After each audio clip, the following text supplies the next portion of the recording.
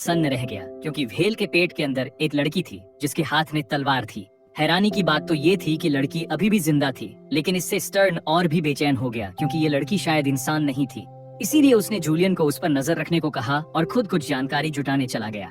हालांकि जूलियन डरा हुआ था, पर लड़की के उस मासूम चेहरे को देखकर 18 साल से कुंवारा वो लड़का शर्म से लाल होने लगा।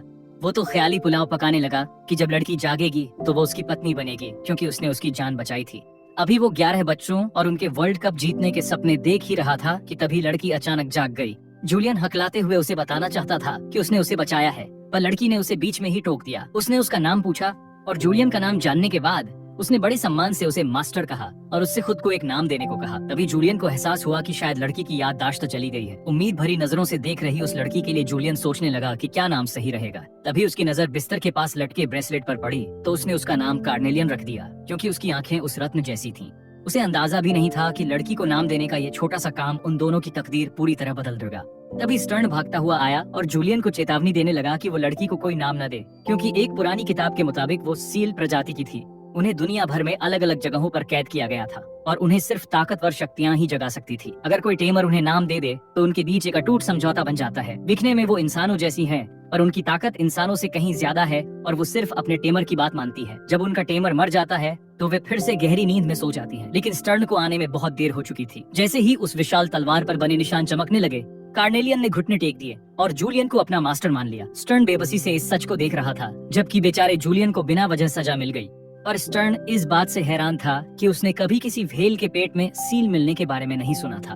मगर ये तय था कि कार्नेलियन एक उच्च स्तर की सील थी जिसके पास हथियार था और उसकी ताकत हजारों सैनिकों की सेना से भी कहीं ज्यादा थी। लेकिन कार्नेलियन ने हंसते हुए कहा, तुम मुझे कम समझ रहे हो। हजारों तो मेरे दांत को रेबने के काम भी नहीं आएंगे। किसी देश को तबाह करना मेरे लिए बाईं हाथ का खेल है। पर उन दोनों के बीच कोई जुड़ाव महसूस नहीं हो रहा था और कार्नेलियन को जरा भी नहीं लगा कि जूलियन उसका टेमर है। मुझे समझ नहीं आता कि तुम्हारे जैसा एक रसोइया मुझे कैसे जगा सका। जूलियन को बुरा लगा और उसने तुरंत पलटकर कहा, मैंने पहले ही कहा था कि तुम खुद जागी हो, मैंने तुम्हें नहीं जगाया। तभी स्टर्न ने कहा, तो फिर मास्टर बदल देते हैं। वे कार्नेलियन को किसी और को सौंप सकते थे जो उसका टेमर बन सके। जूलियन इस समाधान से बहुत खुश था।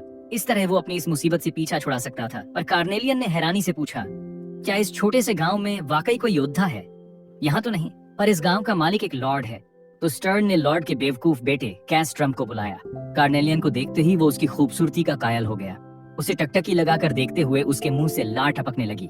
उसे ऊपर से नीचे तक देखने के बाद वो कार्नेलियन की खूबसूरती और कदकाठी से बहुत खुश हुआ। उसने लालच में अपना हाथ आगे बढ़ाया और उसे तुरंत एक नाम देना चाहा, पर कार्नेलियन ने उसे झटक दिया, क्योंकि उसका टेमर अभी भी जूलियन था और उसकी इजाजत के बिना कोई उसे छू नहीं सकता था। कैस ट्रम्प को भी थोड़ी अक्ल आई। उसकी इस ओछी हरकत ने जूलियन को हैरान कर दिया। क्या ऐसा योद्धा वाकई भरोसे के लायक था? तभी कैस ट्रम्प उस पर चिल्लाया, तुम वहाँ खड़े क्या देख रहे हो? जल्दी करो और मास्टर बदलने की प्रक्रिया शुरू करो। तो जूलियन ने उसे कार्नेलियन को पहले एक नाम देने दिया। 2 मिनट तक अपने सुअर जैसे दिमाग से सोचने के बाद काज ट्रम्प ने उत्साहित होकर कार्नेलियन से कहा, तुम्हारा नया नाम कास्टिला होगा।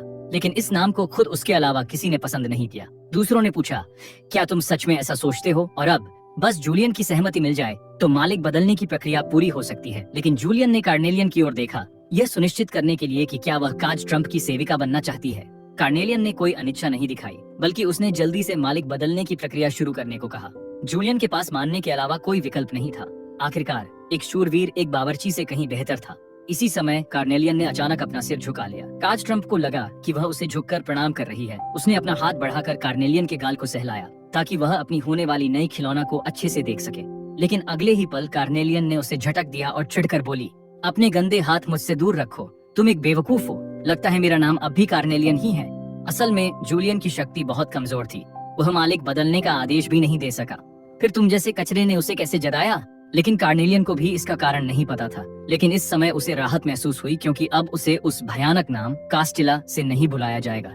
लेकिन काज ट्रम्प इतनी बड़ी शिकार को कैसे जाने दे सकता था? इसलिए उसने पतला और लंबा हथियार निकाला, जूलियन को मारने को तैयार।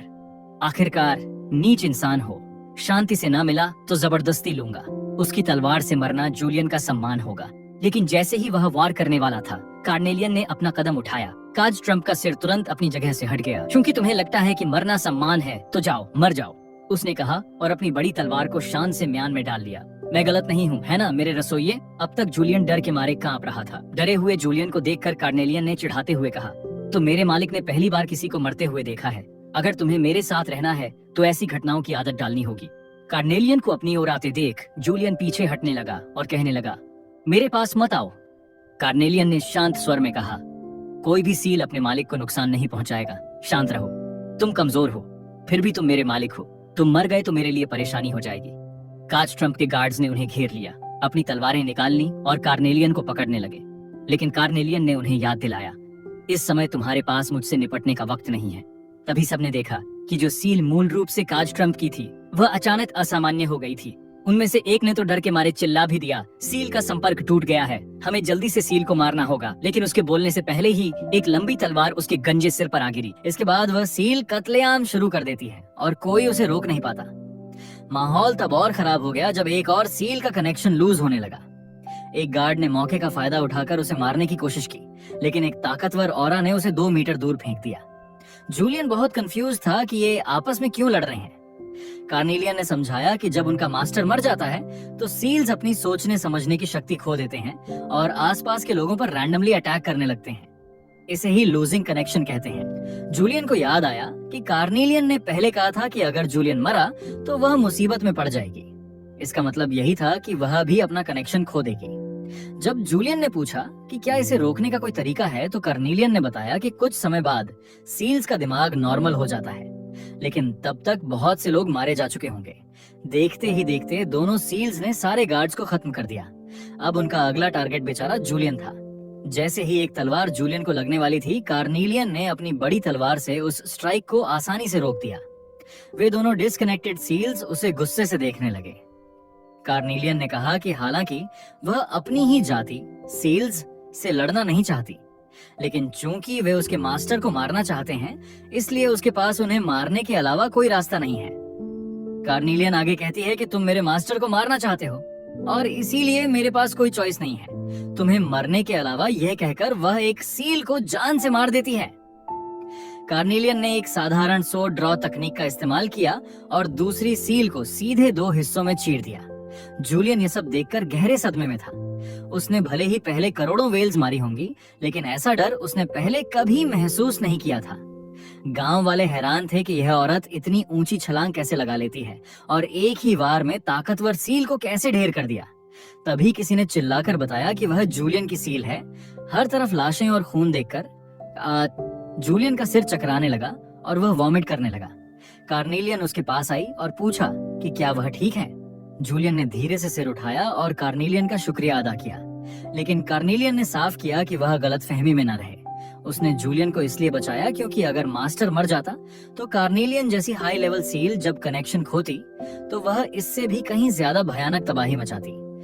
कार्नेलियन ने एक ठंडी आह भरी और कहा कि उसका मास्टर कितना यूजलेस और डरपोक है, जिसे यह तक नहीं पता कि सील को मास्टर बदलने की कमांड कैसे देते हैं। जूलियन बस उससे माफी मांगता रहा।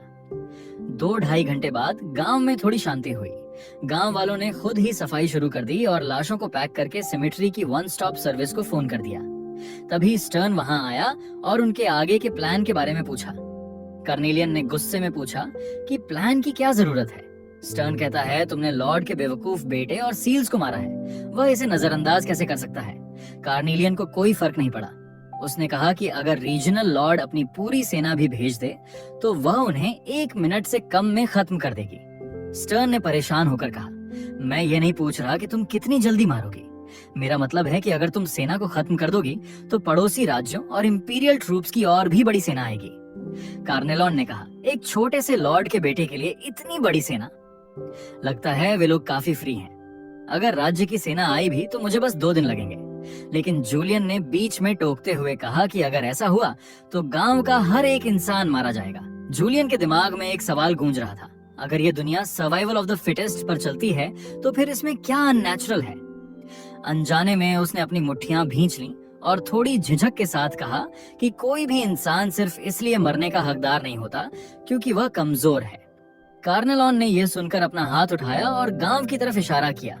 उसने कहा कि जब वह सुअर जिंदा था तब जूलियन ने ऐसी बातें क्यों नहीं कही। उसने सवाल किया कि क्या जूलियन को लगता है कि अगर हालात उलटे होते तो वह सुअर उन्हें बख्श देता। उसके मुताबिक जूलियन में सिर्फ ताकत की ही नहीं बल्कि दिल की भी कमजोरी है। फिर कार्नेलॉन ने तंज कसते हुए पूछा कि अब उसका मास्टर आगे क्या करने वाला है। जब सब लोग समझ नहीं पा रहे थे कि क्या किया जाए, तभी जूलियन ने अचानक कहा कि वह खुद लॉर्ड के पास जाकर पूरी बात समझाएगा और इस घटना के लिए माफी मांगेगा। ये भोला सा विचार सुनकर कार्नेलॉन को हंसी आ गई। उसने पूछा कि वह आखिर समझाएगा कैसे? क्या वह यह कहेगा कि उसने लॉर्ड के बेटे को मार दिया और फिर भी माफी मांगेगा? उसने कहा कि अगर जूलियन खुद लॉर्ड की जगह होता तो क्या वह ऐसी माफी स्वीकार करता? जूलियन ने जवाब दिया कि भले ही यह आसान ना हो, लेकिन कोशिश किए बिना कैसे पता चलेगा।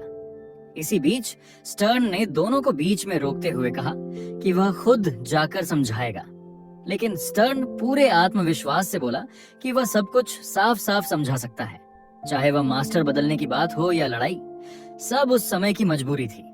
उसके मुताबिक जूलियन से ज्यादा उसके लिए जाना सही रहेगा। कुछ ही देर में शाम ढल गई। कार्नेलॉन 2 मरे हुए सील्स की कब्रों के सामने चुपचाप खड़ी थी। उसकी आंखों में हल्की सी उदासी झलक रही थी, जिसे शायद कोई और न देख पाता। तभी जूलियन वहां आ गया। कार्नेलॉन ने तुरंत अपनी भावनाएं छुपा लीं और शांत होकर पूछा कि वह क्या कहना चाहता है। जूलियन ने खुशी खुशी बताया कि स्टर्न वापस आ गया है। कार्नेलॉन को यकीन नहीं हुआ। उसने हैरानी से पूछा कि वह सच में जिंदा लौट आया और क्या वह पूरे शरीर के साथ लौटा है। उसका सिर और हाथ पैर अभी भी जुड़े हैं या नहीं?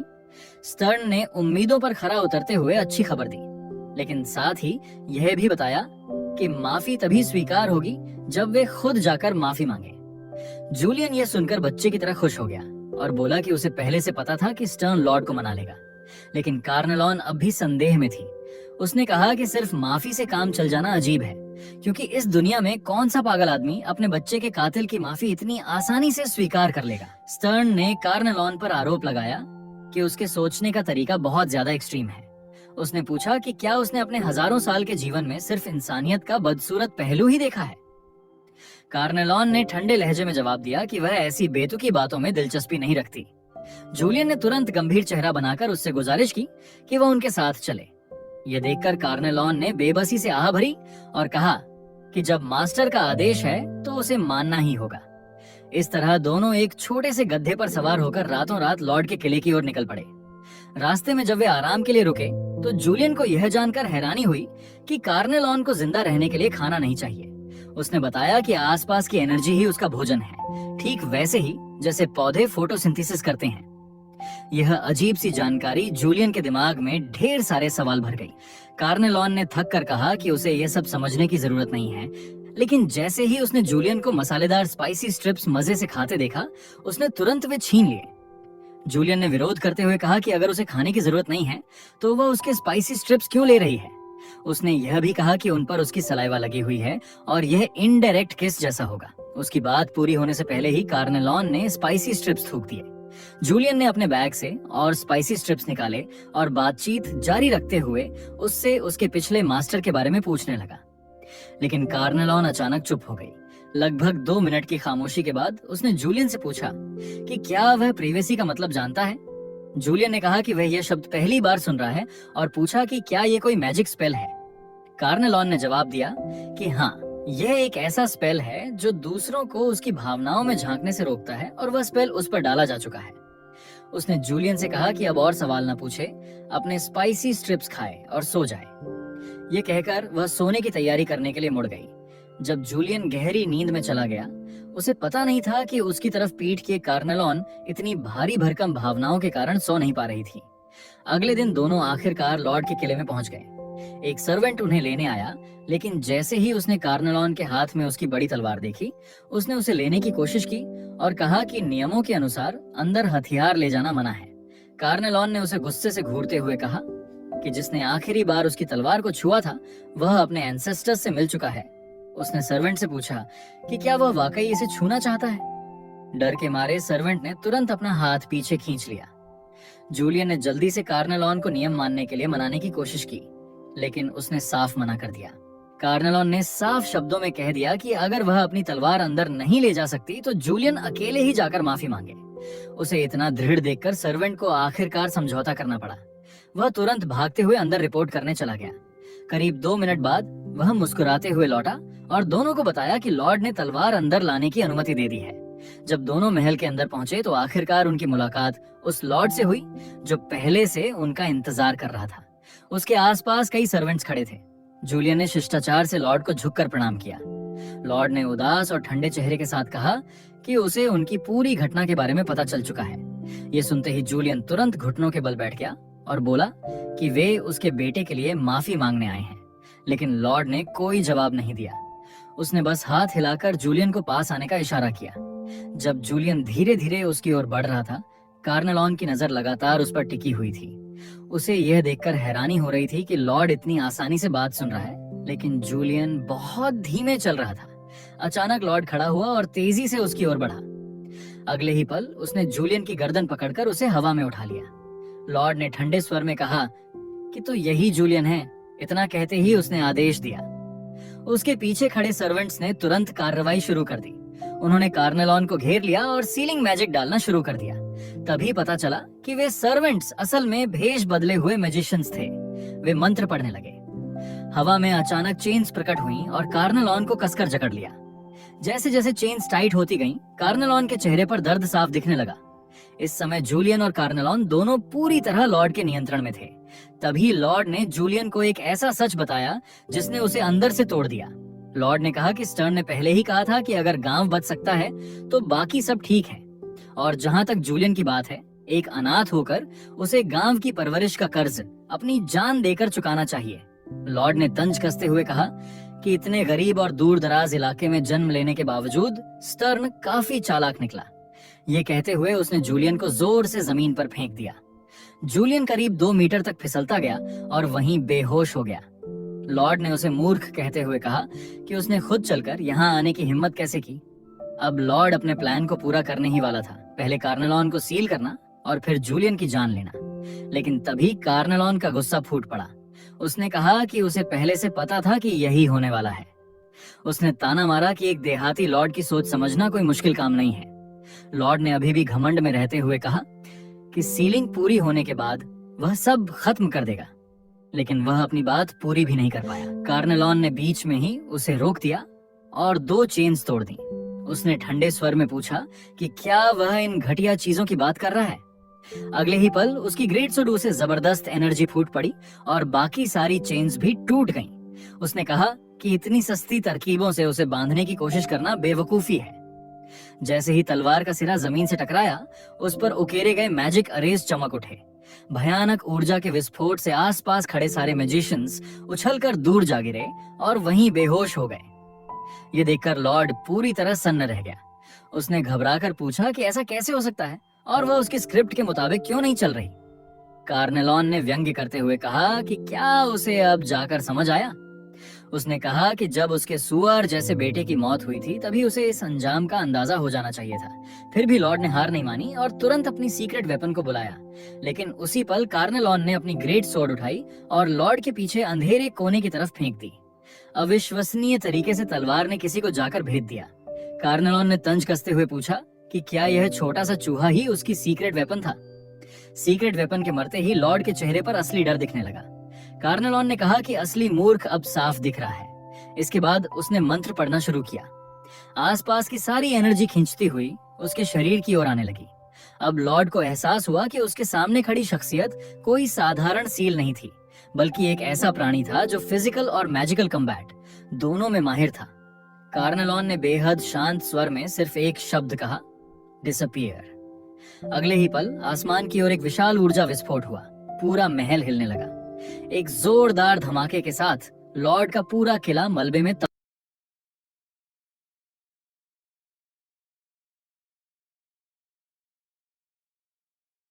तब्दील हो गया। जब जूलियन को होश आया तो उसने खुद को कार्नेलॉन की सुरक्षा में पाया, लेकिन सामने का दृश्य देखकर वह घबरा गया। उसने घबराकर पूछा कि लॉर्ड कहाँ है। कार्नेलॉन ने हाथ उठाकर एक दिशा की ओर इशारा किया। वहां सिर्फ खंडहर थे। यह देखकर जूलियन पूरी तरह स्तब्ध रह गया। इस घटना के बाद जूलियन थोड़ा सा बड़ा हो गया। उसने पूछा कि क्या कार्नेलॉन को शुरू से ही पता था कि यह एक ट्रैप है। कार्नेलॉन ने शांति से जवाब दिया। उसने कहा कि जिस तरह बेटा था उसी तरह उसका पिता भी अच्छा इंसान नहीं था। उसके मुताबिक ऐसे लोगों को जिंदा छोड़ना आगे चलकर और मुसीबत ही बनता, इसलिए उसने जूलियन को बेकार की दया छोड़ने की सलाह दी। इतना कहकर कार्नेलॉन का चेहरा अचानक सख्त हो गया। वह जाने की तैयारी करने लगी, क्योंकि अभी एक और व्यक्ति से निपटना बाकी था। उसी रात फिशिंग विलेज में लोग आपस में चर्चा कर रहे थे। ये सवाल खुद जूलियन को भी समझ नहीं आ रहा था कि वह स्टर्न को मारने की तैयारी क्यों कर रहा था। क्या वे इतने करीब नहीं थे कि एक दूसरे के अंडरवेयर तक शेयर कर लेते थे? तभी अचानक कार्नेलॉन ने बोलते हुए कहा कि वह स्टर्न को 2 आखिरी शब्द कहने की इजाजत देती है। स्टर्न ने आंखें बंद कर लीं, मानो वह पहले ही अपने अंत को स्वीकार कर चुका हो। फिर भी उसने वही बात कही जो कार्नेलॉन को बेहद हंसाने वाली लगी। उसने कहा कि गांव को बचाने के लिए उसके पास कोई और चॉइस नहीं था। ये सुनकर हमेशा धीमी प्रतिक्रिया देने वाला जूलियन पूरी तरह चौंक गया। उसने कहा कि कार्नेलॉन ने तो यह नहीं कहा था कि वह स्टर्न को मार देगी। उसने यह भी जोड़ा कि स्टर्न के पास भी गांव के लिए ऐसा करने के अलावा कोई रास्ता नहीं था। इस पर कार्नेलॉन ने जूलियन से सवाल किया कि अगर वह स्टर्न की जगह होता तो क्या वह भी यही करता। उसने कहा कि कोई चॉइस नहीं थी, जैसे बहाने सिर्फ अपने गिल्टी कॉन्शियंस को हल्का करने के लिए होते हैं और यह बेहद घिनौना है। यह सुनकर जूलियन कोई जवाब नहीं दे सका, क्योंकि वह जानता था कि वह ऐसा कभी नहीं करता, लेकिन फिर भी वह नहीं चाहता था कि स्टर्न इस वजह से अपनी जान गंवाए। उसने आगे बढ़कर कार्नेलॉन की ग्रेट स्वॉर्ड को धकेल दिया और अपने मास्टर के रूप में उससे विनती की कि वह स्टर्न को छोड़ दे। लेकिन कार्नेलॉन ने फिर भी अपनी तलवार शर्म से सिर झुकाए खड़े स्टर्न की ओर तान दी। उसने कहा कि इंसानी स्वभाव स्वार्थी होता है। फिर उसने जूलियन से पूछा कि क्या वह उसके प्रीवियस मास्टर्स के बारे में जानने को क्यूरियस नहीं था। उसके मुताबिक इंसानों ने उसका शरीर और उसकी आत्मा बहुत लंबे समय से पहले ही गंदा कर दिया है। फिर वह खुद से ये बात मान लेती है कि शायद इंसानों जैसा बन जाना इतना बुरा नहीं है। अगर इंसान स्वार्थ और पाखंड में जीते हैं तो वह भी मरने से पहले उसी गंदगी में जी सकती है। सीधी भाषा में कहें तो वह लड़की अंदर से पूरी तरह टूट चुकी है। अब उसे खुद को गिरा हुआ मानने में भी कोई डर या शर्म नहीं लगती, क्योंकि इंसानों ने उसे पहले ही ऐसा बना दिया है। जब कार्नेलॉन ने अपने दिल में छुपे इस राज को बाहर निकालते हुए सीक्रेट मैजिक सील को तोड़ा, तो जूलियन ने धीरे से उसका हाथ पकड़ लिया। उसने कहा कि भले ही वह यह न जानता हो कि कार्नेलॉन ने क्या क्या सहा है, लेकिन वह कभी उसके साथ वैसा नहीं करेगा। उसने वादा किया कि वह उसकी मदद करेगा और उससे भरोसा करने को कहा। यह सुनकर कार्नेलॉन कुछ देर चुप रही, फिर उसने बेबस होकर आह भरी, लेकिन अगले ही पल उसका लहजा अचानक बदल गया। उसने कहा कि ठीक है, वह स्टर्न को नहीं मारेगी। फिर व्यंग्य में बोली कि एक मास्टर का सील के सामने इस तरह गिड़गिड़ाना कितना शर्मनाक है। वह तो लगभग एम्बैरेसमेंट से मर ही गई थी।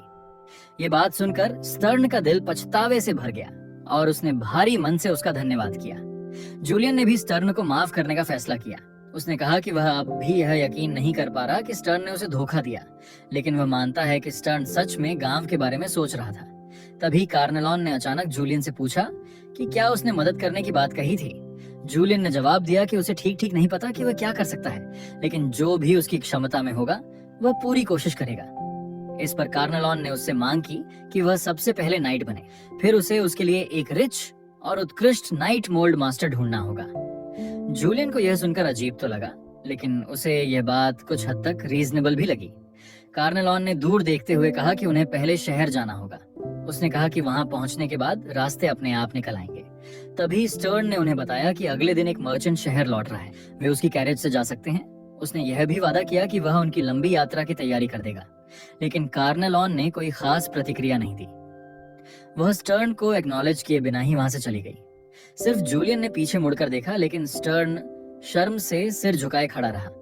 किसी को नहीं पता था कि यह विदाई उन्हें फिर कभी मिलने का मौका नहीं देगी। अगली सुबह कार्नेलॉन ने नए कपड़े पहने। उसे खुद भी अच्छा महसूस हो रहा था, लेकिन वह जूलियन से थोड़ी असंतुष्ट थी। उसने पूछा कि वह इतना सारा सामान क्यों लाया है। जूलियन ने गर्व से कहा कि इंसान सील से अलग होते हैं और उन्हें बहुत सी चीजों की तैयारी करनी पड़ती है। तभी टाप टाप की आवाज के साथ मर्चेंट की कैरेज उनके सामने आकर रुकी। कार्नेलॉन ने मर्चेंट से पूछा कि कहाँ सबसे ज्यादा नाइट्स होते हैं और यह भी साफ किया कि वे प्रॉपर नाइट्स होने चाहिए। थोड़ी देर सोचने के बाद मर्चेंट ने सुझाव दिया कि वे बेलशेबा जाएं, क्योंकि वहां एक हफ्ते बाद रॉयल ड्यूअल होने वाला था।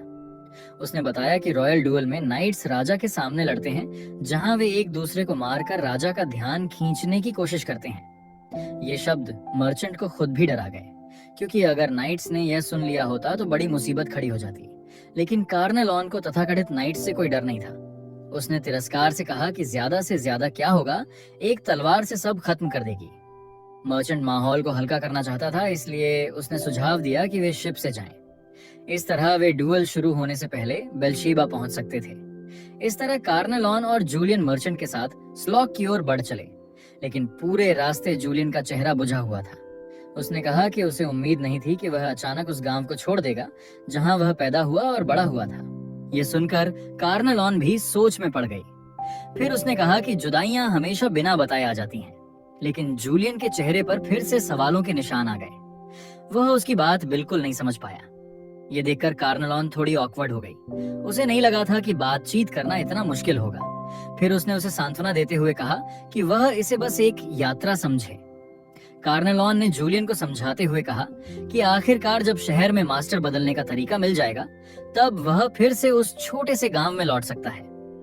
ये बात सुनकर जूलियन थोड़ा शांत हुआ। जल्द ही दोनों बंदरगाह पर पहुंच गए, लेकिन वहां पहुंचकर पता चला कि किसी भी शिप पर जगह नहीं बची थी। अगली शिप अब रॉयल ड्यूल खत्म होने के बाद ही वापस आने वाली थी। ये सुनकर कार्नेलॉन ने ठंडे दिमाग से सुझाव दिया कि वे कुछ लोगों को नॉकआउट करके चुपचाप शिप पर चढ़ सकते हैं, लेकिन जूलियन ने तुरंत इस आइडिया को वीटो कर दिया। तब कार्नेलॉन ने बड़े आराम से पूछा कि फिर क्या वे पूरी शिप ही हाईजैक कर लें। ये सुनकर जूलियन के माथे से ठंडा पसीना निकल आया। उसने घबराकर कहा कि उसका मतलब बिल्कुल ये नहीं था और वह उससे ऐसी आउटरेजस चीजें न करने के लिए कह रहा है। उसी वक्त जूलियन ने पास में लोगों को आपस में बात करते सुना। वे कह रहे थे कि लॉर्ड कास्ट्रो का कासल अचानक गायब हो गया। ये सुनते ही जूलियन ने धीरे से कार्नेलॉन से कहा कि उन्हें लो प्रोफाइल रखना चाहिए और चुपचाप यहाँ से निकल जाना बेहतर होगा। जब दोनों के पास कोई सोल्यूशन नहीं बचा, तभी एक आदमी उनकी ओर बढ़ा।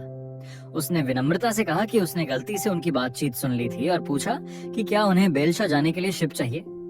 उसने बताया कि उनकी शिप पर बेलशा जाने के लिए 2 खाली जगहें हैं। जूलियन जैसे ही हाँ कहने वाला था, कार्नेलॉन ने उस आदमी को घूरते हुए सवाल किया कि यह कैसे संभव है। उसने कहा कि जब यहाँ के सारे शिप ओनर्स जगह न होने की बात कर रहे हैं, तो वह उन्हें कैसे चढ़ने दे रहा है। आदमी घबरा गया और बोला कि अगर वे उसकी गुडविल को रिजेक्ट करते हैं तो वह कुछ नहीं कर सकता। तभी जूलियन ने बीच में हस्तक्षेप किया और कहा कि उन्हें रॉयल ड्यूल शुरू होने से पहले बेलशा पहुंचना है। उसने पूछा कि क्या वे पहले शिप देख सकते हैं। ये सुनते ही वह आदमी खुश हो गया और बोला कि बिल्कुल, लेकिन उन्हें जल्दी फैसला करना होगा। उसने यह भी कहा कि इस समय बेलशा जाने वाली शिप मिलना सितारे तोड़ने जितना मुश्किल है। जूलियन के समझाने पर थकी और चिड़चिड़ी कार्नेलॉन को उसके साथ चलना पड़ा। उसे खुद नहीं समझ आ रहा था कि जूलियन को दयालु कहा जाए या ना समझ, लेकिन जिसे वह सिर्फ शक समझ रही थी वह जल्द ही सच साबित होने वाला था। वह आदमी असल में बर्नी था, जो एक स्मगलिंग शिप का सदस्य था। उसकी नजर में जूलियन और कार्नेलॉन अब शिकार बन चुके थे। इस समय कार्नेलॉन को उस स्मगलर शिप पर चढ़ने का बिल्कुल मन नहीं था, लेकिन बर्नी ने उन्हें बताया कि उनकी शिप पर पुरुष और महिलाओं को अलग अलग रहना पड़ता है। ये सुनकर दोनों ऑकवर्ड हो गए। जूलियन ने तुरंत सफाई दी कि उनका रिश्ता वैसा नहीं है जैसा बर्नी सोच रहा है, लेकिन बर्नी ने शरारती मुस्कान के साथ कार्नेलॉन की ओर देखते हुए कहा कि तो फिर उन्होंने अभी तक अपना रिश्ता डिफाइन नहीं किया। ये बात माहौल को और ज्यादा ऑकवर्ड बना गई। इसके बाद बर्नी ने उन्हें उनके कमरों तक पहुंचाया। जब वह जूलियन को उसके कमरे की ओर ले जा रहा था, तब भी वह बार बार पीछे मुड़कर कार्नेलॉन को स्मर्क के साथ देख रहा था। अपने कमरे में पहुंचकर जूलियन ने देखा कि वहां मौजूद सभी लोग बेहद थके और उदास दिख रहे थे। तभी अचानक दरवाजा जोर से बंद हो गया, जिससे जूलियन घबरा गया। उसने दरवाजा खोलने की कोशिश की, लेकिन बाहर से एक आदमी ने बताया कि शिप के रवाना होने तक दरवाजे बंद ही रहेंगे। उसने यह भी कहा कि यह शिप रजिस्टर्ड नहीं है, यानी अगर कोई ऑन बोर्ड गायब हो जाए तो किसी को पता भी नहीं चलेगा। ये सुनकर जूलियन को एहसास हुआ कि वह शायद लेजेंड बन चुके ह्यूमन ट्रैफिकिंग रिंग में फंस गया है। उसके दिमाग में सबसे पहले कार्नेलॉन का ख्याल आया। वह बेतहाशा दरवाजा तोड़ने की कोशिश करने लगा, लेकिन नाकाम रहा। तभी उसकी नजर पास में रखे एक बॉक्स पर पड़ी। उसने बॉक्स उठाकर दरवाजे का लॉक तोड़ा और तुरंत बाहर निकलकर कार्नेलॉन को ढूंढने लगा, लेकिन सारे कमरे छानने के बाद भी उसे वह कहीं नहीं मिली। तभी अचानक जहाज में जोरदार गड़गड़ाहट हुई। जूलियन को तुरंत लगा कि कुछ बहुत गलत हो गया है। वह दौड़ता हुआ डेक की ओर भागा और मन ही मन प्रार्थना करने लगा कि कार्नेलॉन शिप को न तोड़ दे, वरना वे बेलशा नहीं पहुंच पाएंगे। जैसे ही वह डेक पर पहुंचा, उसने देखा कि कार्नेलॉन खुशी खुशी उसकी ओर हाथ हिला रही थी। उसने मजाक में कहा कि उसे उम्मीद नहीं थी कि उसका मास्टर इतना साहसी निकलेगा कि दरवाजा तोड़कर भाग आएगा। उसने यह भी पूछा कि क्या वह उसे बचाने आया है। जूलियन ने तुरंत कहा कि वह उसे रोकने आया है। ये सुनकर कार्नेलॉन को चोट लगी। उसने पूछा कि क्या जूलियन को सच में लगता है कि वह शिप को डिस्ट्रॉय कर देगी। फिर उसने साफ किया कि उसे बस कुछ अजीब लगा था। जांच करने पर उसे लगा कि ये लोग ह्यूमन ट्रैफिकर्स हो सकते हैं, इसलिए उसने कार्रवाई कर दी। तभी बर्नी भीड़ से घिसटता हुआ बाहर आया और चिल्लाकर कहा कि वे लोग ह्यूमन ट्रैफिकर्स नहीं हैं। उसी समय कैबिन से वे लोग भी बाहर आ गए, जिन्हें छिपाकर लाया जा रहा था। लेकिन कार्नेलॉन को धन्यवाद देने के बजाय वे लोग उल्टा उन पर आरोप लगाने लगे। उन्होंने कहा कि वे कितने निर्दयी हैं और उन्होंने क्रू के साथ क्या कर दिया। ये अचानक हुआ आरोप कार्नेलॉन को समझ में नहीं आया। फिर सच सामने आया। असल में बर्नी और उसका क्रू इन लोगों को कॉन्ट्राबैंड की तरह दिखा रहे थे। वे उनसे बहुत कम फेयर लेते थे और चुपचाप उन्हें बेलशा ले जाते थे। ऐसा इसलिए क्योंकि एम्पायर ऑफ बेलशेबा में गरीब लोगों की स्क्रीनिंग बहुत सख्त थी। सच्चाई जानकर जूलियन और कार्नेलॉन दोनों को गिल्ट महसूस हुआ। लेकिन किस्मत अच्छी थी कि बर्नी ने बात को ज्यादा नहीं बढ़ाया। आखिरकार उसने खुद भी उन्हें पहले कुछ नहीं बताया था। हालांकि अब बर्नी उनकी पहचान को लेकर बेहद क्यूरियस हो गया था। कार्नेलॉन ने तुरंत अपनी पहचान बताते हुए कहा कि वह एक सील है और जूलियन एक अप्रेंटिस नाइट है। उसने खास तौर पर जोर देकर कहा कि जूलियन सिर्फ एक अप्रेंटिस नाइट है जो किसी जरूरी काम से बेलशेबा जा रहा है। उसने बर्नी की ओर देखकर कहा कि जैसा वह देख सकता है, यह नाइट थोड़ा बेवकूफ जरूर लगता है, लेकिन उसकी ताकत असली है। लेकिन तभी बर्नी ने बीच में टोकते हुए कहा कि क्या उन्हें नहीं पता कि रॉयल ड्यूअल के समय नाइट्स के लिए स्पेशल शिप्स तैयार की जाती हैं, जहां उन्हें फ्री प्राइवेट रूम्स और हर तरह का हाई एंड क्विजीन मिलता है। ये सुनकर कार्नेलॉन पूरी तरह चौंक गई। उसने कहा कि यह तो बहुत ही अच्छा डील है और अगर उसे पहले पता होता तो वह शुरू से ही जूलियन को प्रॉपर नाइट बनाकर ले आती। तभी बर्नी ने दोनों को याद दिलाया कि उनकी शिप पर ऐसी कोई सुविधा नहीं है और जो हंगामा उन्होंने मचाया है उसकी कीमत उन्हें चुकानी पड़ेगी। जूलियन ने जल्दी से समझाया कि उसने सारा पैसा पहले ही फेयर में खर्च कर दिया है। ये सुनकर बर्नी ने सिर तिरछा किया और मुस्कुराया।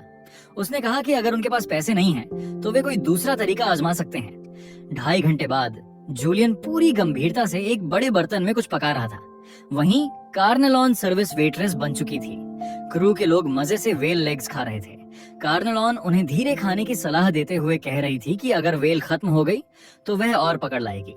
काफी देर बाद जाकर कार्नेलॉन को आराम करने का मौका मिला। क्रू मेंबर्स आपस में बात कर रहे थे कि उन्होंने बहुत समय बाद इतना स्वादिष्ट खाना खाया है। वे यह भी कह रहे थे कि एक अप्रेंटिस नाइट का इतना अच्छा कुक होना सच में कमाल की बात है। ये सुनते ही कार्नेलॉन गुस्से से भर गई।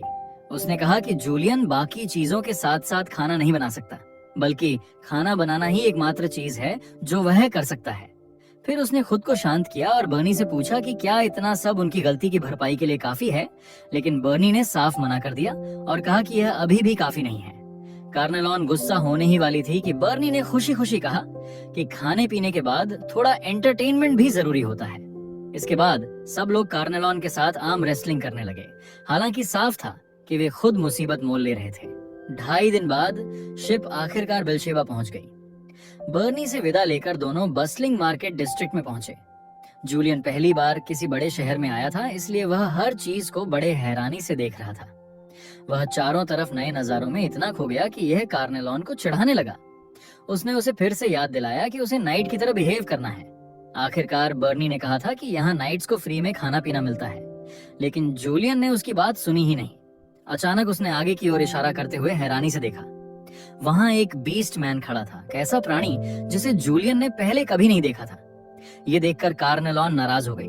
उसने कहा कि जब वह बात कर रही हो तो जूलियन को ध्यान से सुनना चाहिए। फिर उसने खुद को संभालते हुए धैर्य से उसे समझाया, क्योंकि यह जूलियन का पहली बार किसी ऑर्क को देखना था।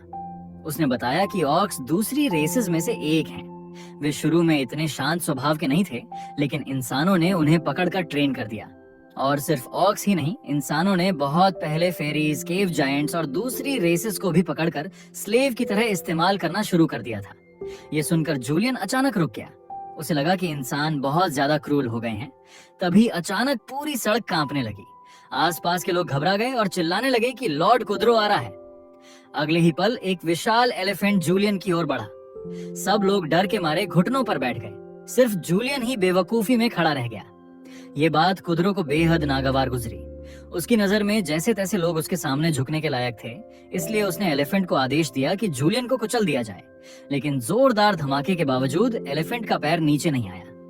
वह एक ही हाथ से कार्नेलॉन द्वारा रोका गया था। एलिफेंट डर से कांप उठा, क्योंकि यह ताकत किसी इंसान की नहीं हो सकती थी।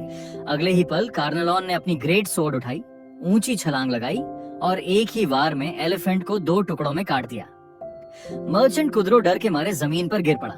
उसका चेहरा आतंक से भरा हुआ था। कार्नेलॉन ने अपने बिखरे हुए बाल ठीक किए और ठंडे स्वर में पूछा कि कौन सा नीच मर्चेंट एक नाइट का रास्ता रोकने की हिम्मत करता है। जूलियन उसे याद दिलाने ही वाला था कि वह नाइट नहीं है, लेकिन कार्नेलॉन ने उसे तुरंत चुप रहने का इशारा किया, क्योंकि सामने वाला भी एक नाइट था। मर्चेंट बुरी तरह कांप रहा था। उसे समझ नहीं आ रहा था कि कोई नाइट जानबूझकर उसका रास्ता क्यों रोकेगा। तभी एक ग्रेट स्वॉर्ड उसकी ओर तान दी गई। कार्नेलॉन ने उसे मूर्ख मर्चेंट कहकर डांटा और पूछा कि किसने उसे उस घटिया मुंह से बोलने की इजाजत दी। जूलियन खुद को बेहद बेबस महसूस कर रहा था। उसे समझ नहीं आ रहा था कि हालात इस मोड़ तक कैसे पहुंच गए। वहीं दूसरी ओर कार्नेलॉन को यह सब बेहद मजेदार लग रहा था। फिर उसने ठंडे अंदाज में कहा कि किस्मत अच्छी है कि उसका नाइट उससे अलग है और काफी उदार दिल का है। उसने मर्चेंट से कहा कि वह दया की भीख मांगे। अगर वह घुटनों पर बैठ गया तो शायद उसका नाइट उसकी जान बख्श दे। लेकिन कुड्रो ने न तो माफी मांगी और न ही झुकने का इरादा दिखाया। इसके बजाय उसने कार्नेलॉन पर आरोप लगाया कि उसने तब हमला किया जब वह पूरी तरह डिफेंसलेस था और यह बेहद नीच हरकत थी। यह सुनकर कार्नेलॉन ने अपनी तलवार का सिरा आगे बढ़ा दिया और ठंडे स्वर में पूछा कि क्या वह चाह रहा है कि वह उसे सीधे मार ही दे। ये सुनते ही कुद्रो तुरंत चुप हो गया। फिर उसने जहरीली नजर से जूलियन को घूरा और कहा कि वह उसे ड्यूअल के लिए चुनौती देता है। उसने ऐलान किया कि 3 दिन बाद रॉयल ड्यूअल ग्राउंड्स पर वह जूलियन का इंतजार करेगा। ये कहते हुए वह बेहद दयनीय हालत में वहां से भाग निकला। भागते हुए वह लगातार चिल्ला रहा था कि वे भागने की हिम्मत न करें। ये नजारा देखकर कार्नेलॉन जोर से हंस पड़ी। उसने कहा कि वह कितना बेवकूफ लग रहा था, लेकिन जूलियन पूरी तरह डर गया था। उसके दिमाग में यही चल रहा था कि अगर ड्यूअल हुआ तो उसका क्या होगा। कार्नेलॉन ने उसे शांत करते हुए बताया कि कुद्रो जिस ड्यूअल की बात कर रहा है वह असल में सील्स के बीच की लड़ाई होती है, इंसानों की नहीं। ये कहकर उसने अपनी ग्रेट स्वॉर्ड वापस रख ली। खुद को गंदगी में लिपटा दे कार्नेलॉन ने सोचा कि उन्हें पहले रहने की जगह ढूंढनी चाहिए और अच्छे से साफ सुथरा होना चाहिए। लेकिन ये बात सुनकर जूलियन घबरा गया, क्योंकि उसकी जेबें उतनी ही खाली थीं जितना उसका चेहरा। इस पर कार्नेलॉन ने तंज भरे लहजे में कहा कि उसके जैसे रूथलेस वॉन्डरिंग नाइट के रहते क्या उन्हें सच में पैसे खर्च करने की जरूरत है। इसके बाद वे शहर के इकलौते इन में पहुंचे। जैसे ही वे अंदर गए, लोगों ने उन्हें पहचान लिया। हर तरफ फुसफुसाहट होने लगी कि कुद्रो आज लगभग अपनी जान गंवा बैठा था। इनके स्टाफ ने बेहद सावधानी से उनका स्वागत किया और कहा कि वे उन्हें पूरी तरह आरामदायक सेवा देंगे। जूलियन कुछ कहने ही वाला था कि कार्नेलॉन ने उसे हल्का सा घूंसा मार दिया। वह अपने छोटे पैर की उंगली से भी समझ सकती थी कि वह फिर से यह कहने वाला है कि वह नाइट नहीं है। फिर उसने पूरे नाटकीय अंदाज में उसका साथ देते हुए कहा कि कितना भयानक है सर नाइट, क्या उसकी चोट फिर से खुल गई है। अगले ही पल उसने दांत पीसते हुए फुसफुसाया कि उसने उसे नाइट बनने का नाटक करने को कहा था और अगर उसने एक बार और मना किया तो अंजाम बुरा होगा। ये कहते हुए उसने मुस्कुराते हुए स्टाफ से चेक इन जल्दी करने को कहा और दूसरी तरफ जूलियन की गर्दन दबाकर उसे चुप रखा। इसके बाद दोनों अपने कमरे में पहुंचे। कमरे में आते ही जूलियन परेशान सा दिखा। उसने झिझकते हुए पूछा कि क्या एक ही कमरा शेयर करना इनकन्वीनियंट नहीं होगा। उसका शर्माया हुआ चेहरा देखकर कार्नेलॉन हंस पड़ी। उसने कहा कि उसे उम्मीद नहीं थी कि जूलियन के दिमाग में ऐसे डार्क थॉट्स होंगे। उसने याद दिलाया कि शिप पर भी वह ऐसा ही बर्ताव कर रहा था। उसने उसे मूर्ख बताते हुए कहा कि एक सील से अलग रहने की सोच ही गलत है। उसके मुताबिक एक नाइट के लिए सील उसकी सोर्ड और शील्ड जैसी होती है, जिसे हमेशा अपने पास रखना चाहिए। ये कहकर कार्नेलॉन किसी चीज को ढूंढने लगी। 2.5 घंटे बाद जूलियन उपकर एक सेब खा रहा था। तभी उसे एक सुस्त और आरामदेह आवाज सुनाई दी। उसने देखा कि कार्नेलॉन नहाकर बाहर आई थी और आराम से स्ट्रेच कर रही थी। जूलियन का चेहरा तुरंत लाल हो गया। जूलियन ने पूछा कि उसके कपड़े ऐसे क्यों लग रहे हैं। तभी पता चला कि अंदर के कपड़ों को कार्नेलॉन ने मॉडिफाई कर दिया था। उसने कहा कि वह पुराना स्टाइल उसे बिल्कुल सूट नहीं करता और वह काफी अनोखी सोच वाली है। फिर उसने जूलियन को छेड़ना शुरू कर दिया, जिससे वह डरकर तुरंत मुंह दूसरी ओर घुमा बैठा। लाल चेहरे के साथ उसने कहा कि वह बहुत फास्ट जा रही है और वह इस राइड से उतरना चाहता है। इस पर कार्नेलॉन ने मजाक उड़ाते हुए पूछा कि एक रूथलेस वॉन्डरिंग नाइट होकर वह किस बात से डर रहा है। लेकिन जैसे ही कार्नेलॉन आराम करने ही वाली थी, वह अचानक खड़ी हो गई। उसे किसी बेहद पावरफुल प्रेजेंस के पास आने का एहसास हुआ था। तभी दरवाजे के बाहर से आवाज आई उस आवाज ने कहा कि सर नाइट अंदर हैं या नहीं और रेस्ट डिस्टर्ब करने के लिए माफी मांगते हुए बताया कि नाइट लाई उनसे मिलना चाहता है।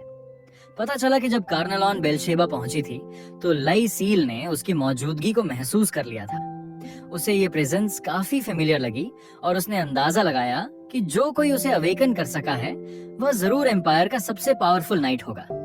इसी वजह से डीट्रिच ने रॉयल ड्यूअल से पहले खुद आकर उस नाइट को देखने का फैसला किया। कार्नेलॉन ने डीट्रिच नाम पहले सुना था। वह डब्ल्यूइन मोबिनोस फैमिली से था, जो एम्पायर की मशहूर नाइटली फैमिली मानी जाती थी। हालांकि उसे यह समझ नहीं आ रहा था कि वे अचानक क्यों आए, लेकिन उसे कोई किलिंग इंटेंट महसूस नहीं हुआ। फिर भी कार्नेलॉन ने सावधानी से अपनी ग्रेट सो उठा ली। उधर जूलियन ने जब सुना कि सामने वाले में कोई किलिंग इंटेंट नहीं है, तो उसने बिना सोचे समझे उन्हें अंदर आने का न्योता दे दिया। ये देखकर कार्नेलॉन चौंक गई, लेकिन तब तक उसे रोकना बहुत देर हो चुकी थी।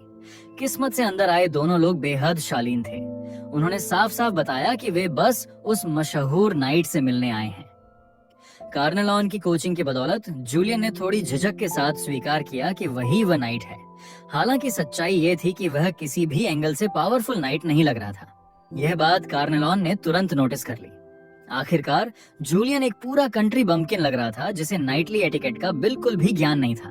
कार्नेलॉन ने पूरी शांति से कहा कि उसका मास्टर किसी भी देश से नहीं जुड़ा है, वह सिर्फ एक फ्री नाइट इन ट्रेनिंग है, इसलिए वह अपने फैमिली नेम को जाहिर करने में बहुत सतर्क रहता है। जूलियन ने तुरंत बात संभालते हुए दोनों को बैठने के लिए इनवाइट किया और आराम से बात करने को कहा। लेकिन जूलियन की यह जल्दीबाजी लाई के शक को और गहरा कर गई। अब उसे पूरा यकीन हो गया था कि ये दोनों कुछ न कुछ छिपा रहे हैं। लाई की नजर कार्नेलॉन की तलवार पर पड़ी। वह तलवार न सिर्फ भारी और भद्दी लग रही थी, बल्कि उसमें धार भी नहीं थी। आम तौर पर लोग सोचते कि ऐसी तलवार में कोई किलिंग पावर नहीं हो सकती, लेकिन वही तलवार सुअरों को मार सकती थी और एक ही वार में हाथी को भी 2 हिस्सों में काट चुकी थी। ये बात जूलियन को भी बहुत क्यूरियस कर गई। उसने सोचा कि क्या तलवार की किलिंग पावर स्टैंस और फुटवर्क से तय होती है। इस पर कार्नेलॉन ने गंभीर स्वर में कहा कि असली धार तलवार में नहीं, उसे पकड़ने वाले के दिल में होती है। उसने कहा कि सबसे तेज ट्रेजर सोर्ड भी अगर उसे चलाने वाले का दिल कमजोर हो तो वह पत्ते तक नहीं काट सकती, और उसके लिए सबसे जरूरी बात यही है कि उसकी तलवार में धार नहीं है। ऐसे में वह उसे गले लगाकर सो सकती है। गर्मियों में यह बहुत कूल भी रहती है। उस तलवार का नाम भी बेहद कूल था, मैड सोर्ड मिस्टल। कार्नेलॉन महसूस कर सकती थी कि लाई को यह नाम काफी पसंद आया है। तभी लाई और उसकी सील आगे बढ़े और दोनों को फॉर्मल तरीके से ग्रीट किया। उन्होंने ड्यूअल के दौरान सावधान रहने की सलाह दी। कार्नेलॉन ने हंसते हुए जवाब दिया कि सावधान रहने जैसा कुछ नहीं है। उसके लिए यह छोटा सा मुकाबला वार्म अप भी नहीं माना जा सकता। असल में पिछली रात की गैदरिंग में वे सब साथ बैठकर पी चुके थे और उसी दौरान दोस्त बन गए थे। नशे में धुत कार्नेलॉन लगभग जूलियन के फेक नाइट होने का राज खोल ही देती, लेकिन किसी तरह बात संभल गई। जब मुकाबला शुरू हुआ, कार्नेलॉन ड्यूलिंग ग्राउंड्स में उतर गई, जबकि जूलियन और कुद्रो व्यूइंग स्टैंड्स में बैठे रहे। कुद्रो की सील का नाम था गशाक।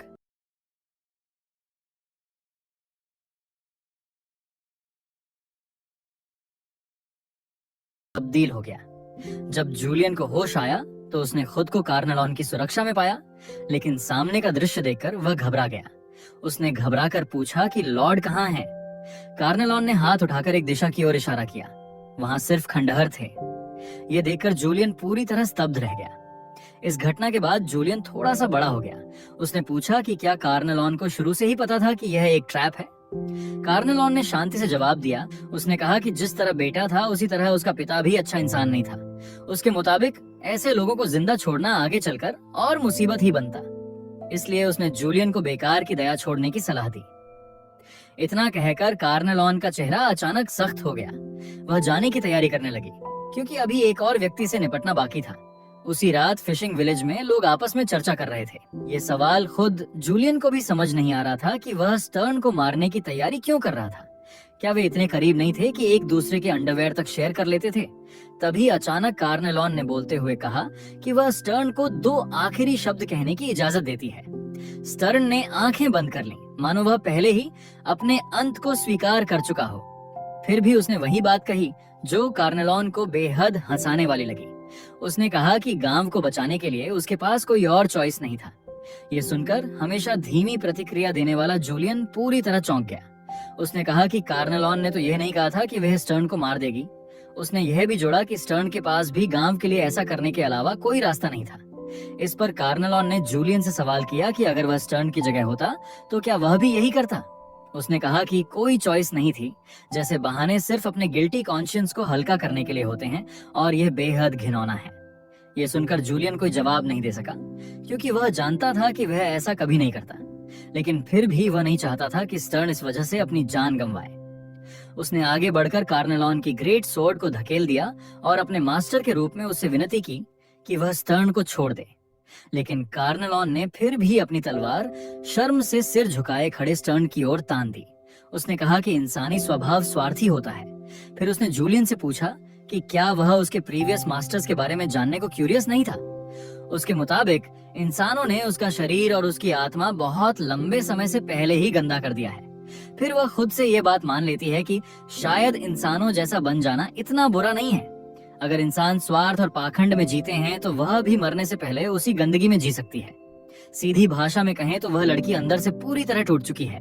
अब उसे खुद को गिरा हुआ मानने में भी कोई डर या शर्म नहीं लगती, क्योंकि इंसानों ने उसे पहले ही ऐसा बना दिया है। जब कार्नेलॉन ने अपने दिल में छुपे इस राज को बाहर निकालते हुए सीक्रेट मैजिक सील को तोड़ा, तो जूलियन ने धीरे से उसका हाथ पकड़ लिया। उसने कहा कि भले ही वह यह न जानता हो कि कार्नेलॉन ने क्या क्या सहा है, लेकिन वह कभी उसके साथ वैसा नहीं करेगा। उसने वादा किया कि वह उसकी मदद करेगा और उससे भरोसा करने को कहा। यह सुनकर कार्नेलॉन कुछ देर चुप रही। फिर उसने बेबस होकर आह भरी, लेकिन अगले ही पल उसका लहजा अचानक बदल गया। उसने कहा कि ठीक है, वह स्टर्न को नहीं मारेगी। फिर व्यंग्य में बोली कि एक मास्टर का सील के सामने इस तरह गिड़गिड़ाना कितना शर्मनाक है। वह तो लगभग एम्बैरेसमेंट से मर ही गई थी। ये बात सुनकर स्टर्न का दिल पछतावे से भर गया और उसने भारी मन से उसका धन्यवाद किया। जूलियन ने भी स्टर्न को माफ करने का फैसला किया। उसने कहा कि वह अब भी यह यकीन नहीं कर पा रहा कि स्टर्न ने उसे धोखा दिया, लेकिन वह मानता है कि स्टर्न सच में गांव के बारे में सोच रहा था। तभी कार्नेलॉन ने अचानक जूलियन से पूछा कि क्या उसने मदद करने की बात कही थी। जूलियन ने जवाब दिया कि उसे ठीक ठीक नहीं पता कि वह क्या कर सकता है, लेकिन जो भी उसकी क्षमता में होगा वह पूरी कोशिश करेगा। इस पर कार्नेलॉन ने उससे मांग की कि वह सबसे पहले नाइट बने। फिर उसे उसके लिए एक रिच और उत्कृष्ट नाइट मोल्ड मास्टर ढूंढना होगा। जूलियन को यह सुनकर अजीब तो लगा, लेकिन उसे यह बात कुछ हद तक रीजनेबल भी लगी। कार्नेलॉन ने दूर देखते हुए कहा कि उन्हें पहले शहर जाना होगा।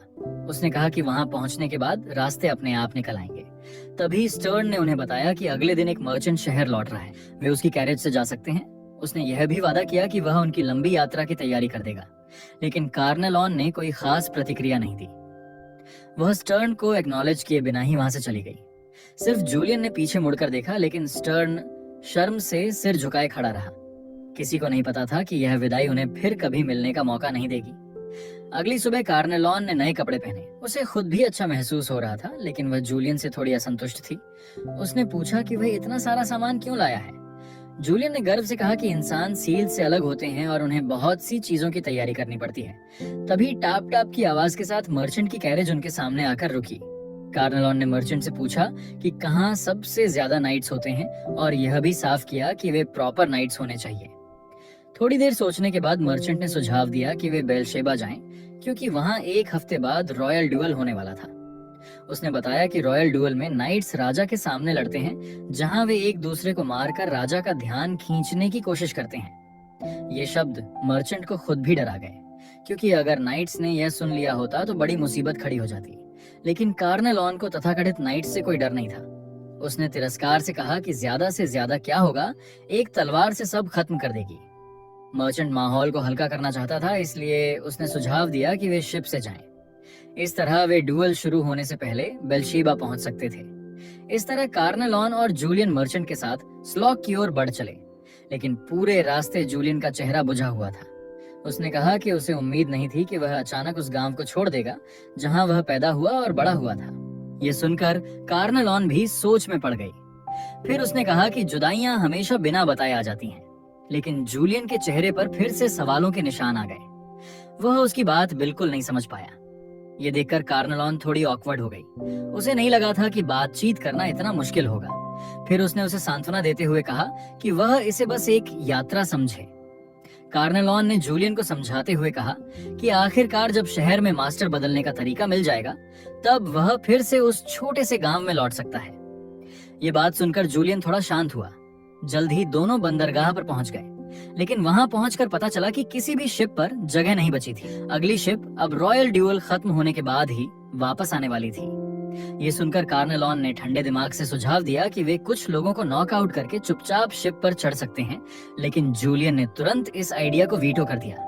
तब कार्नेलॉन ने बड़े आराम से पूछा कि फिर क्या वे पूरी शिप ही हाईजैक कर लें। यह सुनकर जूलियन के माथे से ठंडा पसीना निकल आया। उसने घबराकर कहा कि उसका मतलब बिल्कुल ये नहीं था और वह उससे ऐसी आउटरेजस चीजें न करने के लिए कह रहा है। उसी वक्त जूलियन ने पास में लोगों को आपस में बात करते सुना। वे कह रहे थे कि लॉर्ड कास्ट्रो का कासल अचानक गायब हो गया। ये सुनते ही जूलियन ने धीरे से कार्नेलॉन से कहा कि उन्हें लो प्रोफाइल रखना चाहिए और चुपचाप यहाँ से निकल जाना बेहतर होगा। जब दोनों के पास कोई सोल्यूशन नहीं बचा, तभी एक आदमी उनकी ओर बढ़ा। उसने विनम्रता से कहा कि उसने गलती से उनकी बातचीत सुन ली थी और पूछा कि क्या उन्हें बेलशा जाने के लिए शिप चाहिए। उसने बताया कि उनकी शिप पर बेलशा जाने के लिए 2 खाली जगहें हैं। जूलियन जैसे ही हाँ कहने वाला था, कार्नेलॉन ने उस आदमी को घूरते हुए सवाल किया कि यह कैसे संभव है। उसने कहा कि जब यहाँ के सारे शिप ओनर्स जगह न होने की बात कर रहे हैं, तो वह उन्हें कैसे चढ़ने दे रहा है। आदमी घबरा गया और बोला कि अगर वे उसकी गुडविल को रिजेक्ट करते हैं तो वह कुछ नहीं कर सकता। तभी जूलियन ने बीच में हस्तक्षेप किया और कहा कि उन्हें रॉयल ड्यूअल शुरू होने से पहले बेलशा पहुंचना है। उसने पूछा कि क्या वे पहले शिप देख सकते हैं। ये सुनते ही वह आदमी खुश हो गया और बोला कि बिल्कुल, लेकिन उन्हें जल्दी फैसला करना होगा। उसने यह भी कहा कि इस समय बेलशा जाने वाली शिप मिलना सितारे तोड़ने जितना मुश्किल है। जूलियन के समझाने पर थकी और चिड़चिड़ी कार्नेलॉन को उसके साथ चलना पड़ा। उसे खुद नहीं समझ आ रहा था कि जूलियन को दयालु कहा जाए या ना समझ, लेकिन जिसे वह सिर्फ शक समझ रही थी वह जल्द ही सच साबित होने वाला था। वह आदमी असल में बर्नी था, जो एक स्मगलिंग शिप का सदस्य था। उसकी नजर में जूलियन और कार्नेलॉन अब शिकार बन चुके थे। इस समय कार्नेलॉन को उस स्मगलर शिप पर चढ़ने का बिल्कुल मन नहीं था, लेकिन बर्नी ने उन्हें बताया कि उनकी शिप पर पुरुष और महिलाओं को अलग अलग रहना पड़ता है। ये सुनकर दोनों ऑकवर्ड हो गए।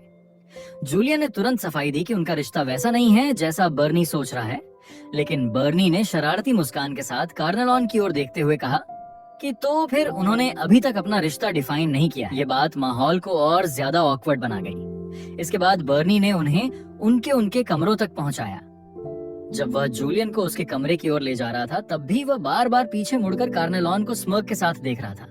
अपने कमरे में पहुंचकर जूलियन ने देखा कि वहां मौजूद सभी लोग बेहद थके और उदास दिख रहे थे। तभी अचानक दरवाजा जोर से बंद हो गया, जिससे जूलियन घबरा गया। उसने दरवाजा खोलने की कोशिश की, लेकिन बाहर से एक आदमी ने बताया कि शिप के रवाना होने तक दरवाजे बंद ही रहेंगे। उसने यह भी कहा कि यह शिप रजिस्टर्ड नहीं है, यानी अगर कोई ऑन बोर्ड गायब हो जाए तो किसी को पता भी नहीं चलेगा। ये सुनकर जूलियन को एहसास हुआ कि वह शायद लेजेंड बन चुके ह्यूमन ट्रैफिकिंग रिंग में फंस गया है। उसके दिमाग में सबसे पहले कार्नेलॉन का ख्याल आया। वह बेतहाशा दरवाजा तोड़ने की कोशिश करने लगा, लेकिन नाकाम रहा। तभी उसकी नजर पास में रखे एक बॉक्स पर पड़ी। उसने बॉक्स उठाकर दरवाजे का लॉक तोड़ा और तुरंत बाहर निकलकर कार्नेलॉन को ढूंढने लगा, लेकिन सारे कमरे छानने के बाद भी उसे वह कहीं नहीं मिली। तभी अचानक जहाज में जोरदार गड़गड़ाहट हुई। जूलियन को तुरंत लगा कि कुछ बहुत गलत हो गया है। वह दौड़ता हुआ डेक की ओर भागा और मन ही मन प्रार्थना करने लगा कि कार्नेलॉन शिप को न तोड़ दे, वरना वे बेलशा नहीं पहुंच पाएंगे। जैसे ही वह डेक पर पहुंचा, उसने देखा कि कार्नेलॉन खुशी खुशी उसकी ओर हाथ हिला रही थी।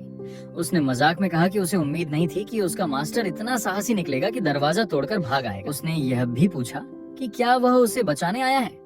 जूलियन ने तुरंत कहा कि वह उसे रोकने आया है। ये सुनकर कार्नेलॉन को चोट लगी। उसने पूछा कि क्या जूलियन को सच में लगता है कि वह शिप को डिस्ट्रॉय कर देगी। फिर उसने साफ किया कि उसे बस कुछ अजीब लगा था। जांच करने पर उसे लगा कि ये लोग ह्यूमन ट्रैफिकर्स हो सकते हैं, इसलिए उसने कार्रवाई कर दी। तभी बर्नी भीड़ से घिसटता हुआ बाहर आया और चिल्लाकर कहा कि वे लोग ह्यूमन ट्रैफिकर्स नहीं हैं। उसी समय कैबिन से वे लोग भी बाहर आ गए, जिन्हें छिपाकर लाया जा रहा था। लेकिन कार्नेलॉन को धन्यवाद देने के बजाय वे लोग उल्टा उन पर आरोप लगाने लगे। उन्होंने कहा कि वे कितने निर्दयी हैं और उन्होंने क्रू के साथ क्या कर दिया। ये अचानक हुआ आरोप कार्नेलॉन को समझ में नहीं आया। फिर सच सामने आया।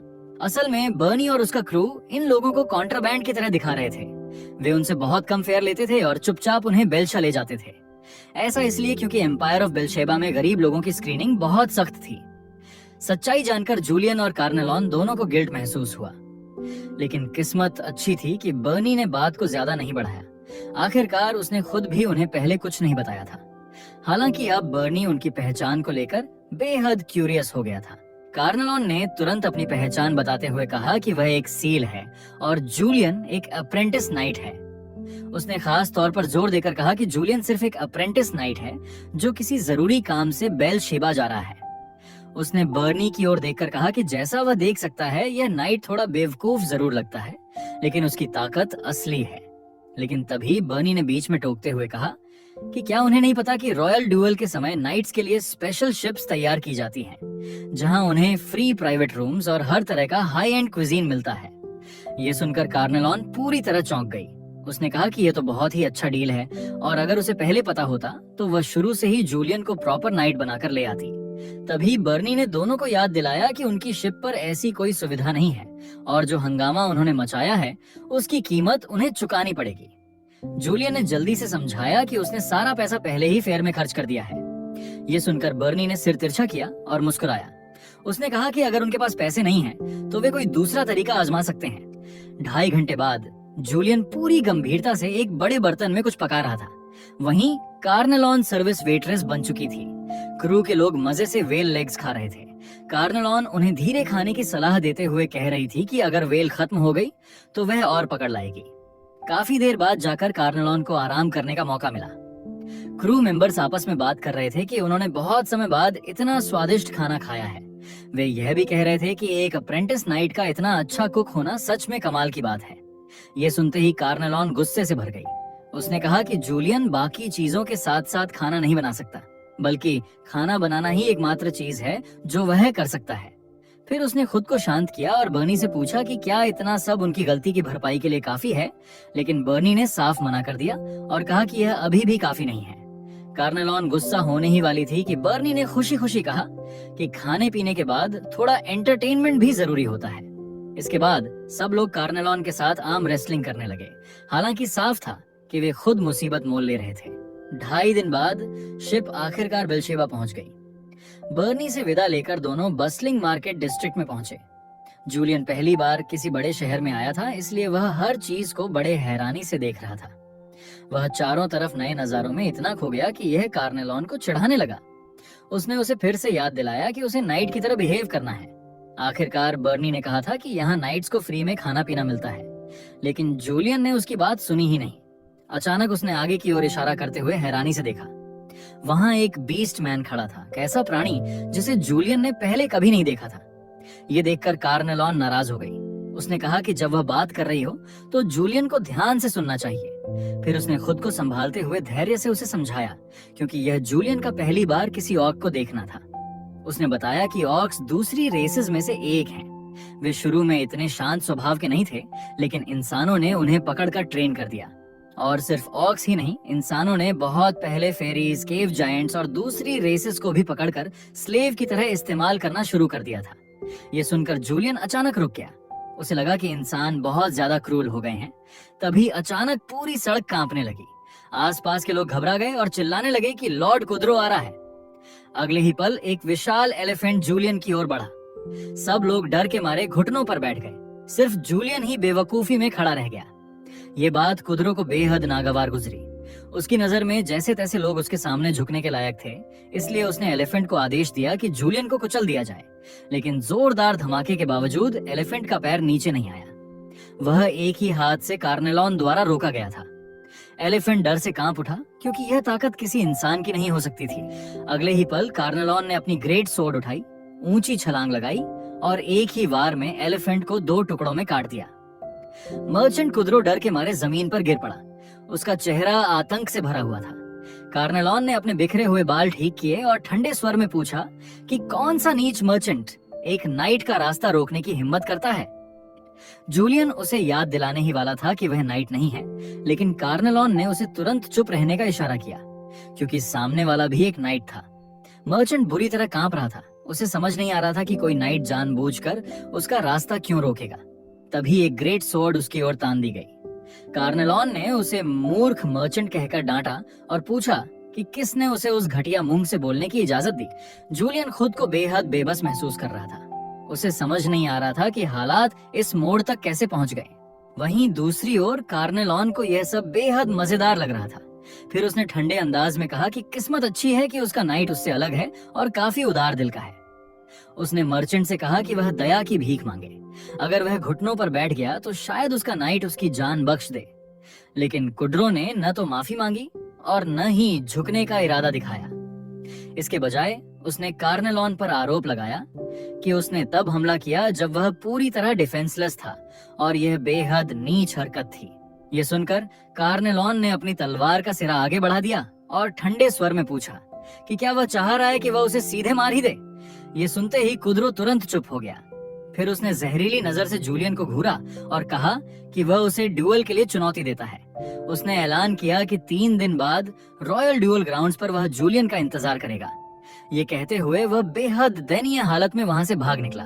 भागते हुए वह लगातार चिल्ला रहा था कि वे भागने की हिम्मत न करें।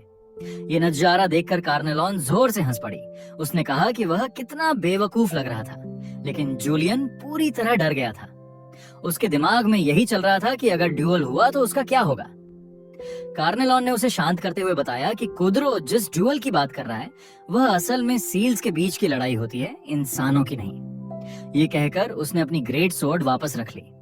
खुद को गंदगी में लिपटा दे कार्नेलॉन ने सोचा कि उन्हें पहले रहने की जगह ढूंढनी चाहिए और अच्छे से साफ सुथरा होना चाहिए। लेकिन ये बात सुनकर जूलियन घबरा गया, क्योंकि उसकी जेबें उतनी ही खाली थीं जितना उसका चेहरा। इस पर कार्नेलॉन ने तंज भरे लहजे में कहा कि उसके जैसे रूथलेस वॉन्डरिंग नाइट के रहते क्या उन्हें सच में पैसे खर्च करने की जरूरत है। इसके बाद वे शहर के इकलौते इन में पहुंचे।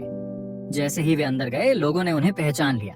हर तरफ फुसफुसाहट होने लगी कि कुद्रो आज लगभग अपनी जान गंवा बैठा था। इनके स्टाफ ने बेहद सावधानी से उनका स्वागत किया और कहा कि वे उन्हें पूरी तरह आरामदायक सेवा देंगे। जूलियन कुछ कहने ही वाला था कि कार्नेलॉन ने उसे हल्का सा घूंसा मार दिया। वह अपने छोटे पैर की उंगली से भी समझ सकती थी कि वह फिर से यह कहने वाला है कि वह नाइट नहीं है। फिर उसने पूरे नाटकीय अंदाज में उसका साथ देते हुए कहा कि कितना भयानक है सर नाइट, क्या उसकी चोट फिर से खुल गई है। अगले ही पल उसने दांत पीसते हुए फुसफुसाया कि उसने उसे नाइट बनने का नाटक करने को कहा था और अगर उसने एक बार और मना किया तो अंजाम बुरा होगा। ये कहते हुए उसने मुस्कुराते हुए स्टाफ से चेक इन जल्दी करने को कहा और दूसरी तरफ जूलियन की गर्दन दबाकर उसे चुप रखा। इसके बाद दोनों अपने कमरे में पहुंचे। कमरे में आते ही जूलियन परेशान सा दिखा। उसने झिझकते हुए पूछा कि क्या एक ही कमरा शेयर करना इनकन्वीनियंट नहीं होगा। उसका शर्माया हुआ चेहरा देखकर कार्नेलॉन हंस पड़ी। उसने कहा कि उसे उम्मीद नहीं थी कि जूलियन के दिमाग में ऐसे डार्क थॉट्स होंगे। उसने याद दिलाया कि शिप पर भी वह ऐसा ही बर्ताव कर रहा था। उसने उसे मूर्ख बताते हुए कहा कि एक सील से अलग रहने की सोच ही गलत है। उसके मुताबिक एक नाइट के लिए सील उसकी सोर्ड और शील्ड जैसी होती है, जिसे हमेशा अपने पास रखना चाहिए। ये कहकर कार्नेलॉन किसी चीज को ढूंढने लगी। 2.5 घंटे बाद जूलियन उपकर एक सेब खा रहा था। तभी उसे एक सुस्त और आरामदेह आवाज सुनाई दी। उसने देखा कि कार्नेलॉन नहाकर बाहर आई थी और आराम से स्ट्रेच कर रही थी। जूलियन का चेहरा तुरंत लाल हो गया। जूलियन ने पूछा कि उसके कपड़े ऐसे क्यों लग रहे हैं। तभी पता चला कि अंदर के कपड़ों को कार्नेलॉन ने मॉडिफाई कर दिया था। उसने कहा कि वह पुराना स्टाइल उसे बिल्कुल सूट नहीं करता और वह काफी अनोखी सोच वाली है। फिर उसने जूलियन को छेड़ना शुरू कर दिया, जिससे वह डरकर तुरंत मुंह दूसरी ओर घुमा बैठा। लाल चेहरे के साथ उसने कहा कि वह बहुत फास्ट जा रही है और वह इस राइड से उतरना चाहता है। इस पर कार्नेलॉन ने मजाक उड़ाते हुए पूछा कि एक रूथलेस वॉन्डरिंग नाइट होकर वह किस बात से डर रहा है। लेकिन जैसे ही कार्नेलॉन आराम करने ही वाली थी, वह अचानक खड़ी हो गई। उसे किसी बेहद पावरफुल प्रेजेंस के पास आने का एहसास हुआ था। तभी दरवाजे के बाहर से आवाज आई। उस आवाज ने कहा कि सर नाइट अंदर हैं या नहीं और रेस्ट डिस्टर्ब करने के लिए माफी मांगते हुए बताया कि नाइट लाई उनसे मिलना चाहता है। पता चला कि जब